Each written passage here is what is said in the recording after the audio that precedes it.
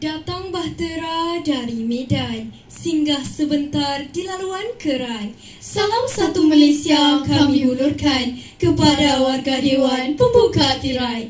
Bismillahirrahmanirrahim. Assalamualaikum warahmatullahi wabarakatuh. Dan salam Malaysia Madani. Yang dihormati Tuan Pengurusi Majlis, barisan penal hakim yang arif lagi bijaksana yang sedang menjunjung mahkota keadilannya, penjaga masa yang begitu peka dengan tajamnya, para peserta yang kami kagumi serta hadirin dan hadirat yang kami hormati.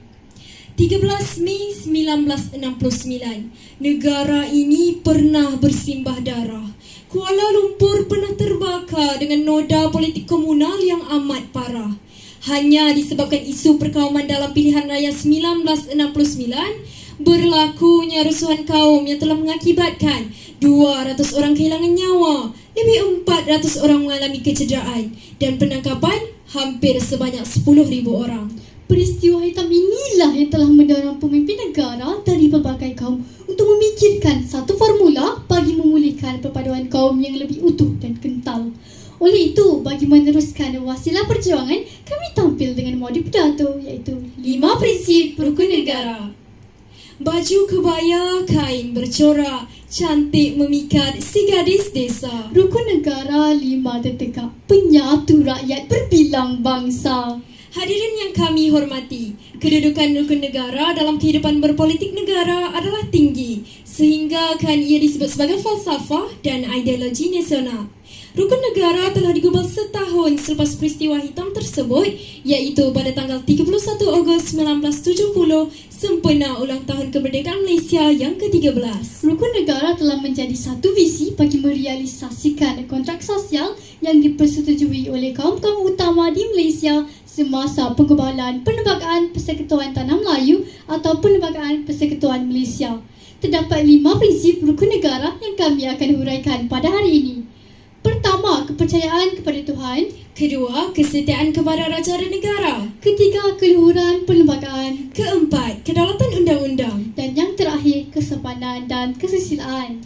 Maka, marilah kita bersama-sama menghayati ideologi kebangsaan negara. Peramati pertama, kepercayaan kepada Tuhan membentuk rakyat Malaysia berdaulat. Hadirin sekalian, tidak semua di antara kita yang menjalani kehidupan tanpa ada pasang surutnya. Peribahasa juga ada menyebut, jika takut di lambung ombak, jangan berumah di tepi pantai. Tetapi, usahlah pula kita seperti termasuk ke dalam belukar ona. Berdepan dengan pelbagai pengalaman mencabar sebenarnya telah mendekatkan diri kita dengan Yang Maha Esa. Namun begitu, tidaklah tepat sekiranya kita meletakkan bulat-bulat bahawa apa yang terjadi semua atas kuasa Yang Maha Esa. Berfikir secara dewasa dan waras amatlah perlu untuk kita meneliti diri kita bahawa kerana tangan-tangan manusia jugalah kebinasaan alam ini terjadi. Tepuk dada, tanyalah diri. Hadirin sekalian, peramati kedua, kesetiaan kepada institusi diraja, tonggak kedaulatan negara. Menurut Kamus Dewan Bahasa edisi keempat, kesetiaan bermaksud perihal setia atau kata lainnya keteguhan hati.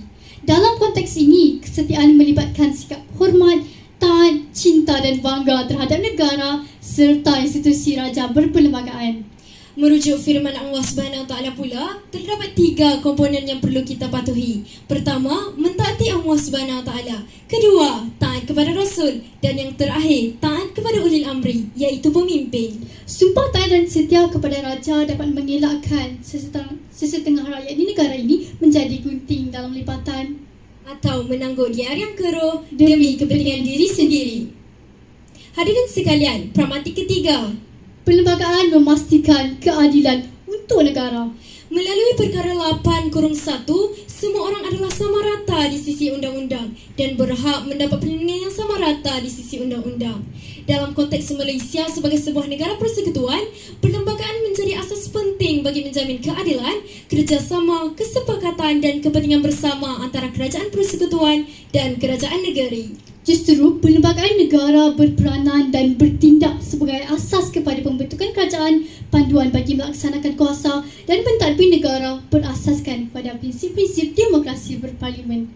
Hadirin sekalian, peramati keempat, kedaulatan undang-undang sebagai medium menyatu padukan masyarakat. Menurut Perkara 149 Perlembagaan Persekutuan dengan jelas menyebut bahawa undang-undang menentang perbuatan subversif, tindakan yang memudaratkan ketenteraman awam dan sebagainya.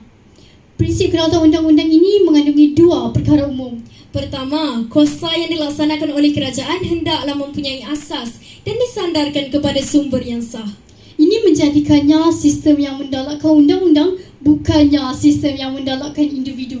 Kedua, badan kerajaan hendaklah bertindak mengikut undang-undang yang mengandungi piawaian keadilan yang diterima oleh masyarakat bersandarkan nilai-nilai tertentu yang disepakati dalam pengisian perlembagaan.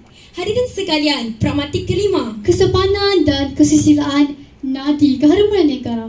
Hadirin, gambaran yang diberikan tentang prinsip ini biasanya adalah adab sopan dan berkelakuan baik. Namun sebenarnya, prinsip kelima ini adalah lebih daripada itu. Malah prinsip kelima inilah yang telah menjadi puncak dan natijah kepada keseluruhan kehidupan berpolitik dan bernegara. Kepercayaan kepada Tuhan adalah permulaan, tetapi kesopanan dan kesusilaan adalah hasil. Kalau dalam terma agama, prinsip kelima ini adalah akhlak. Bermula dengan tauhid dan berakhir dengan akhlak. Di sinilah negara kita menjadi bersih. Bukan sahaja bersih dari segi alam sekitar, tetapi juga bersih dari segi korupsi, penyelewengan dan salah guna kuasa. Ya, hadirin sekalian, secara tuntasnya, kita semua haruslah berterima kasih dan menghargai pejuang dan pembina bangsa negara Malaysia setiap masa. Lebih-lebih lagi mereka yang telah mengilhamkan rukun negara ini.